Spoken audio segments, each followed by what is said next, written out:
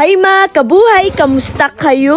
Papunta kami nito sa bahay na pinapagawa nila Hipag. Sobrang excited ko talagang makita yung bahay nila. Kasi ramdam mo yung saya at excitement nila habang unti-unti nang natutupad yung mga pangarap nila sa buhay. Yung natanaw ko na yung bahay nila Hipag, napawaw talaga ako sa ganda. Sa totoo lang mga kabuhay, iba talaga yung feeling kapag malapit mo nang makita na natatapos sa yung bahay na pinapangarap mo lang dati. Yung tipong kahit pagod ka buong araw, mapapangiti ka na lang bigla kasi naiisip mo na malapit na. Dito na kami mga kabuhay at syempre nilibot namin agad yung bahay nila Hipag. Grabe, wala talaga akong masabi. Sobrang ganda ng bahay nila Hipag. Kahit mga anak ko gandang-ganda sa bahay nila. Hindi ko na ipapakita yung kabuang bahay nila Hipag. Wala akong karapatang i-flex to. Hindi naman sa akin to. Yung tatay ko isa sa mga gumawa ng bahay nila Hipag. Yung design ng bahay, nagtutulungan sila nila Hipag at ng kapatid ko sa mga idea. Nagkakasundo po sila sa mga idea kaya sobrang ganda talaga ng kinalabasan ng bahay. Sobrang proud na proud ako sa Hipag ko. Nakakatuwang isipin na dati unti-unti lang talaga lahat. Pero dahil sa sipag niya sa pagkikilay at eyelash at syempre sa pagtutulungan nilang mag-asawa, isa-isa nilang natutupad yung mga pangarap nila sa buhay. Itong ang mga anak ko sumideline sa titaroan nila. Sabi ko manghingi sila ng sahod kay Hipag.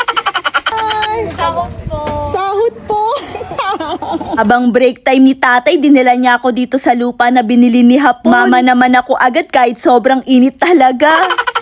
Ngayon, wala pa talaga kaming balak gawin dito sa lupa namin na to. Hayaan muna namin siya habang tumataas yung value niya. Habang tinitingnan ko nga yung paligid, naisip ko na ang dami pang pwedeng mangyari dito balang araw. Nakaka-excite isipin kahit wala pang concrete plan sa ngayon. Pa-order ako sa kapatid ko ng maiinom namin. Grabe talaga yung init nung araw na yan. Ang sakit sa ulo ng init. Sabi ko sa kapatid ko, bakit ang sarap ng drinks na iniinom namin ng mga anak ko? Ang nagpasarap at quality sa drinks nila yung oat milk. Nakakatuwa nga ngayon lang ako nakakita ng oil milk mismo gamit nila na gatas, walang additional payment. Hindi nga po tinipid sa ingredients kaya ang quality ng drinks nila. Ako nagtaka kasi lasang-lasa talaga para kaming umorder sa mamahaling coffee shop. Di talaga tinipid. Nagustuhan ko po, di talaga matapang yung matcha. Sobrang balance lang tamis. Creamy, di nakakaumay. Nagustuhan ng mga bata. Sobrang perfect sa amin. Wala pa silang pwesto ngayon pero nakakatuwa. Pre-deliver sila around Baliwag.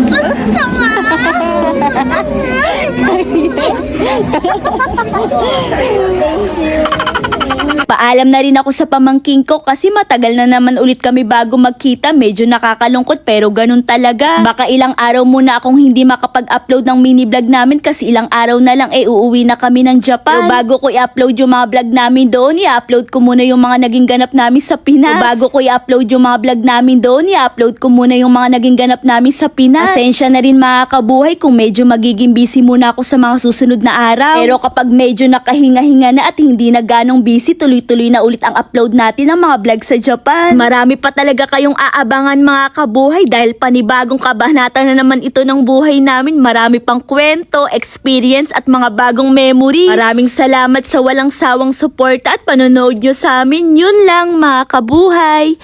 Bye!